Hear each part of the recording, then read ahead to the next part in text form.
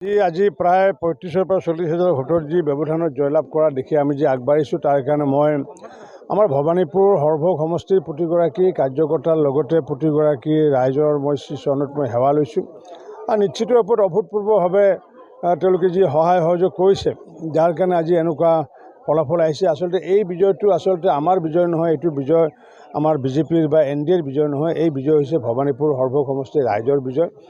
আৰু নিশ্চিত ৰূপত যে ৰাইজৰ যিটো বিজয় হৈছে, গতিকে নিশ্চিত ৰূপত আমি আগন্তুক দিনত এই সমষ্টিৰ আমি কাম কৰিব লাগিব। কাৰণ কিয় মই বজালীৰ কাৰণে কোনো সমস্যা নাই, বজালীৰ 5 বছৰে যিহেতু বিধায়ক আছিলোঁ, বা বৰপেটা বা সৰভোগৰ কাৰণে সমস্যা নাই, কিন্তু নতুনকৈ যিহেতু সংলগ্ন হোৱা যি হাউলী অঞ্চলে হওক বা ভৱানীপুৰ সৰুপেটাকে আদি কৰি বামুণবুৰি হওক বা আমাৰ ফুলৰগুৰি হওক, গতিকে এইটোৰ কাৰণে এতিয়া প্ৰত্যাহ্বানহে আজিৰ পৰা গ্ৰহণ কৰিম। কাৰণ কিয় সেই অঞ্চলত কাম কৰিব লাগিব।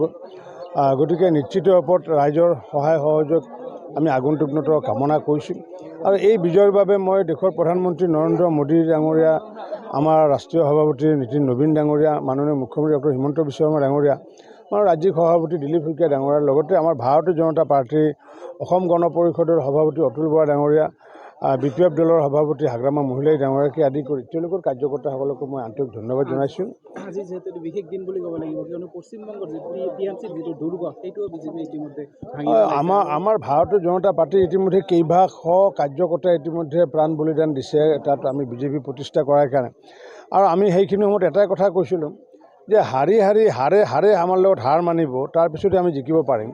আৰু বাস্তৱত আজি সেইটোৱে হ'ল যে হাৰে হাৰ মানিলে, যাৰ ফলস্বৰূপে হয়তো আজি পশ্চিমবংগত আজি আমি বিজয় ধ্বজা উৰুৱাবলৈ পাইছোঁ। যাৰ কাৰণে ভাৰতীয় জনতা পাৰ্টীৰ যিসকল আজি আত্মবলিদান দিছে, যিসকলক হত্যা কৰিলে, যিসকল আমাৰ মাজত নাই, তেওঁলোকৰ আত্মাই যাতে চিৰশান্তি যাতে পায়, তাৰ কাৰণে ভগৱানলৈ প্ৰাৰ্থনা জনাইছোঁ।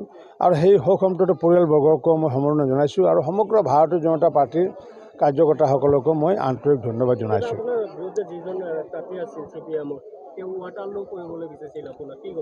ৱাটাৰলু যি যুঁজ কৰিব গৈছিলে, সেই যুঁজখনত আচলতে তেওঁলোকে আছিলে, জনসাধাৰণ নাছিলে। গতিকে জনসাধাৰণক বাদ দি পেলাই কোনো যুঁজ নহয়। আজি যুঁজ কৰিছোঁ আমি, ওলোটা ৱাটাৰলু যুঁজ আমি কৰিছোঁ।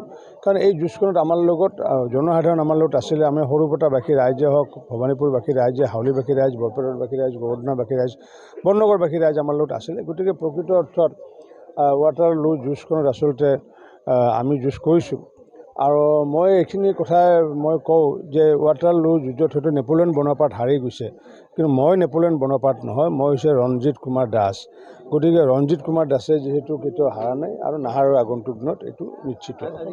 এটা প্ৰতিপন্ন কৰিলে যে আপুনি কৈছিল যে অসমৰ যিকোনো স্থানতে দিলেই আপুনি জয়ী হৈ আহিব, আৰু সেয়া আজি প্ৰতিপন্ন হ'ল। মইতো কৈছিলোঁ যে কাৰণ কিয় বিভিন্ন ধৰণৰ ৱাটাৰলুটো এইবোৰ কথা মানে বিভিন্ন ফাল্টু কথা কৈ থাকে, এইবিলাক কমিউনিষ্টসকলৰ নিয়ম এইটো। কিন্তু ৰাইজৰ হৈ পেলাই যেতিয়া কাম কৰি যাম, ৰাইজৰ যেতিয়া আশীৰ্বাদ থাকিব। এই যোৱাকালি ত্ৰিশূৰ ৰাইজে আহিছে, মোৰ তাতে আহিছে, মই ত্ৰিশূৰ ৰাইজক কৈছোঁ যে আপোনালোকৰ ভৌগোলিক পৰিধি হয়তো বেলেগ হ'ব পাৰে, কিন্তু অসমৰ যিহেতু কাম কৰাৰ ক্ষেত্ৰত মই ত্ৰিশূৰ অঞ্চলৰ ৰাইজৰো কাম কৰিম বুলি মই যোৱাকালি মই কৈছোঁ। ঠিক তেনেকৈ বঙাইগাঁও অঞ্চলে হওক বা ভৱানীপুৰ অঞ্চল, বঙাইগাঁও হওক বা অভয়পুৰী হওক বা ধুবুৰী হওক, বিলাচীপাৰা, সেই অঞ্চলত যিহেতু ৰাইজৰ কাম কৰিছিলোঁ, নামনি অসমত ৰাইজৰ কাম কৰিছিলোঁ, আগন্তুক দিনতো এই ৰাইজৰ কামখিনি আমি কৰি যাম। আৰু নৰপী নাৰায়ণসকলৰ আশীৰ্বাদ থাকিলে নিশ্চিতভাৱে মইতো অভিমন্যু নহয় যে চক্ৰবেহুত পৰিম। গতিকে মই মুখ্যমন্ত্ৰী তেখেত হাৰিল, বিৰোধীৰ মুখ্যমন্ত্ৰী বুলি ক'ব লাগিব গৌৰৱ গগৈ, তেখেতসকলে মনে মনে মুখ্যমন্ত্ৰী পাতিয়ে লৈছিল। আচলতে তেওঁ আচলতে জিকিব পৰা আচলতে লোকসভাটো নাছিলে, কিন্তু বিভিন্ন কাৰণত জিকি আহিলে। গতিকে আচলতে মই কৈছিলোঁ যে বিৰোধী বুলি কোনো ধৰণৰ কথা নাই। বিৰোধী এইবোৰ কথা হৈছে কি, আচলতে বাৰিষাৰ মানে ভেকুলী সদৃশ। বিৰোধীসকলক মানে সৃষ্টি কৰিলে, কোনো সংবাদ মাধ্যমে সৃষ্টি কৰিলে, আৰু আমাৰে কিছুমানে অত্যাধিক গালি গালাজ পাৰি পেলাই তেওঁলোকক আচলতে নেতা বনালে, অত্যাধিক গালি গালাজ পাৰি পেলাই। কাৰণ যাৰ কাৰণে নেতা হৈছিলে, বিৰোধী বুলি একো নাই। আচলতে বিৰোধী হৈছে মানে ইয়াতে হৈছে বাৰিষাৰ ভেকুলী সদৃশ। আৰু নিৰ্বাচনৰ সময়ত আমাৰ বাৰিষাৰ সময়ত যেনেকুৱাকৈ ভেকুলীবিলাকে তৰ শব্দ কৰে, গতিকে বিৰোধীসকলো নিৰ্বাচনৰ সময়ত আহে আৰু নিৰ্বাচন নোহোৱাৰ লগে লগে গুচি যায়। গতিকে বাৰিষা নহ'লে ভেকুলীবোৰ নোহোৱা হয়। গতিকে এতিয়া নিৰ্বাচন গুচি গ'লে এতিয়া বিৰোধী নাথাকিব। গতিকে তেওঁলোকৰ কথা ইতিমধ্যে মাননীয় মুখ্যমন্ত্ৰী ডক্টৰ হিমন্ত বিশ্ব শৰ্মা ডাঙৰীয়াই কৈছে, আৰু ময়ো পূৰ্বতে কেইবাবাৰো কৈছোঁ কথাটো। গতিকে অসমত এতিয়া নৰপী নাৰায়ণসকলৰ আশীৰ্বাদ যিহেতু আমাৰ লগত আছে, গতিকে সেই ক্ষেত্ৰত বিৰোধী তিষ্ঠিব নোৱাৰে। আপুনি 22,000 কৈছিল কিন্তু বহুত ভোটত ব্যৱধানত জয়ী হ'ল। নহয় মই প্ৰথমতে মই কৈছিলোঁ 30,000 পৰা 40,000 কথা মই কৈছিলোঁ, প্ৰথমতে মই কৈছিলোঁ, কিন্তু পিছত মই ভাবিলোঁ কি যি ৱাটাৰলু যুঁজখন যেনেকুৱাকৈ তেওঁলোকে মানে পৰিকল্পনা কৰিলে, তেতিয়া মই অকণমান মই শংকিত হ'লোঁ। যে ছাপোৰ্ট শংকিত হোৱা মানে আচলতে মই মানে প্ৰতিৰোধ কৰাৰ কাৰণে প্ৰচেষ্টা চলালোঁ। গতিকে যাৰ কাৰণে মই হয়তো ভাবিছোঁ যে অতি কমেও অন্তত 22,000 ঊৰ্ধৰ ভোটত মই জিকিম বুলি মই কৈছিলোঁ, আৰু 22,000 ঊৰ্ধতে জিকিলোঁ। গতিকে মই প্ৰথমতে আমি 30-40,000 কথা কৈছিলোঁ, কিন্তু ৱাটাৰলু যুঁজখন যে এনেকুৱাকৈ দুৰ্বল যুঁজ হ'ব মই ভাবিব পৰা নাছিলোঁ আচলতে। এইটো মই লাষ্ট যিটো মই 27 তাৰিখে যিটো মই মানে পষ্ট দিছিলোঁ, আৰু সেই পষ্টত মই লিখা আছে যে যথাস্থানত মই সেইসকলৰ নামবোৰ য'ত মানে উপস্থাপন কৰিব লাগে কৰিম বুলি কৈছিলোঁ। গতিকে সেইটো পষ্টৰ আধাৰত ইতিমধ্যে মই কৰিছোঁ।